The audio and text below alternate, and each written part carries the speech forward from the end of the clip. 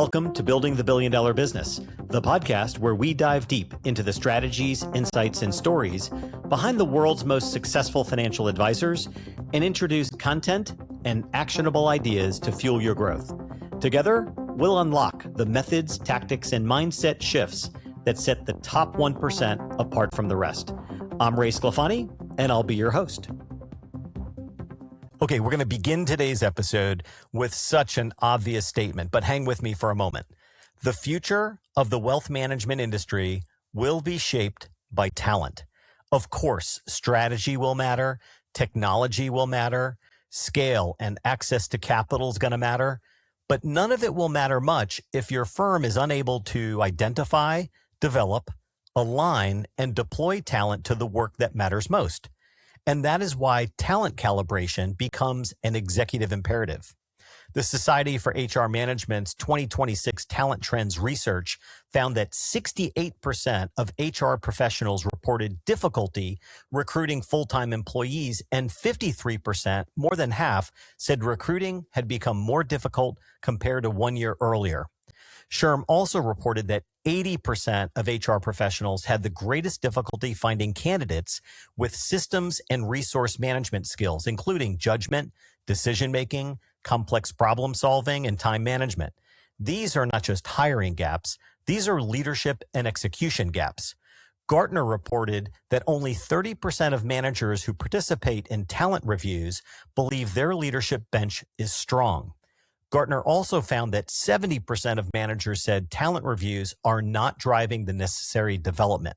And that tells us something important. The issue is not simply that firms need to review talent. The issue is that firms need to review talent in a way that leads to better decisions, development, and execution. McKinsey's research on performance management found that companies focused on people performance are 4.2 times more likely to outperform their peers with 30% higher revenue growth and 5 percentage point lower attrition. And that is why this conversation belongs at the executive table. People performance is business performance. 2026 Deloitte's Global Human Capital Trends report found that 7 in 10 business leaders say their primary competitive strategy over the next 3 years is to be fast and nimble.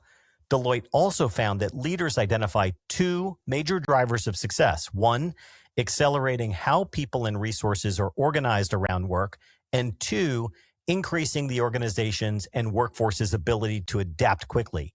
Now, that is exactly what calibration is meant to support. So let's be clear about what talent calibration is. It's the executive leadership team's discipline for aligning judgment on people, roles, performance, readiness, capability, and execution risk. While it informs succession, it is not primarily a succession planning exercise. Succession asks who may be ready for a bigger role in the future. Calibration asks a more immediate operating question.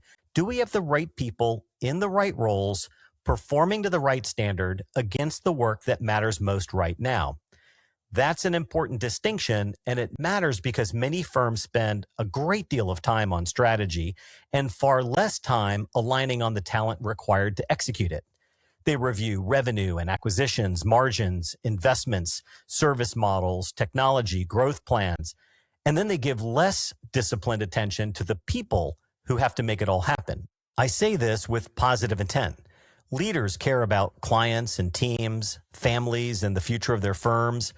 But caring about people is not the same as calibrating talent. One is intent, the other is discipline. As firms grow, this discipline becomes more important.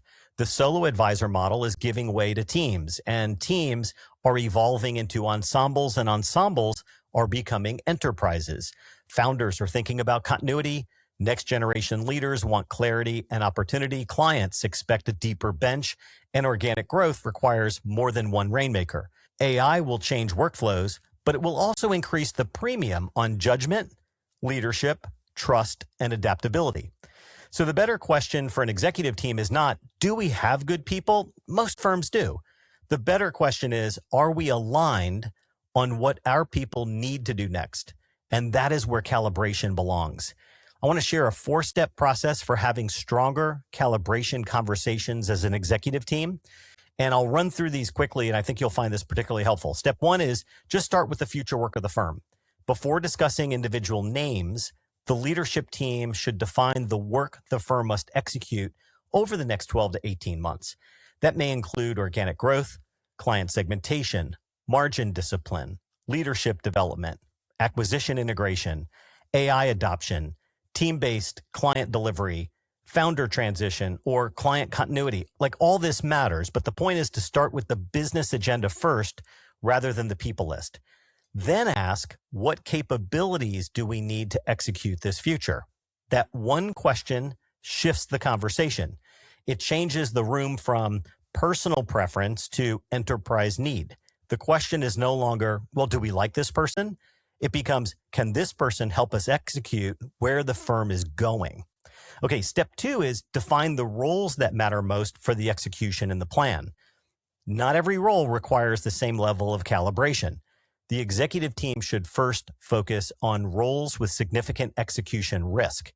In this wealth management firm you're leading, that may include lead advisors, associate advisors, client service leaders, operations or investment leaders, planning department, business development leaders, people managers. For each role, the team should ask what the role is accountable for today and what it will need to be accountable for as the firm grows.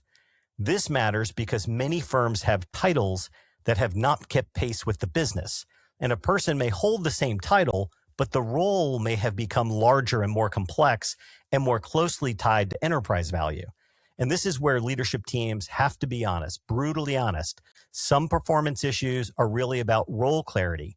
Some capacity issues stem from poor role design. Some development gaps are management issues. Calibration helps the executive team separate those issues before making assumptions about the person. Okay, step 3 is to evaluate talent using evidence, not impressions. This is where the quality of the conversation will either rise or fall. A leader saying, oh boy, this person's great, that's not good enough. A leader saying someone has potential is not enough. A leader saying the team likes this person is not enough. Those comments, while all may be true, they're not giving the executive team enough information to make a sound talent decision. The better questions are more grounded in the following. So here are a few questions. If you're having a calibration meeting, you might weave into your discussion. What did the person commit to? What did they deliver? What changed as a result of their work? How did their work affect clients, teammates, growth, capacity, or execution? Where did they create leverage? Where did they demonstrate judgment? Where did they develop others? Where are they ready for more? And where do they need coaching, structure, better support, or clearer expectations? This also requires the team to separate performance from potential from readiness. Performance is what someone is delivering now. Potential is their capacity to handle greater complexity. And readiness is their ability to take on specific responsibility with a specific time frame. These are distinct concepts, and when leadership teams all blend them all together, they make weaker decisions. Okay, step 4 is to translate calibration into movement and action. A calibration meeting that ends with just notes and no decisions is merely documentation. The leadership team should leave with clear decisions and owners.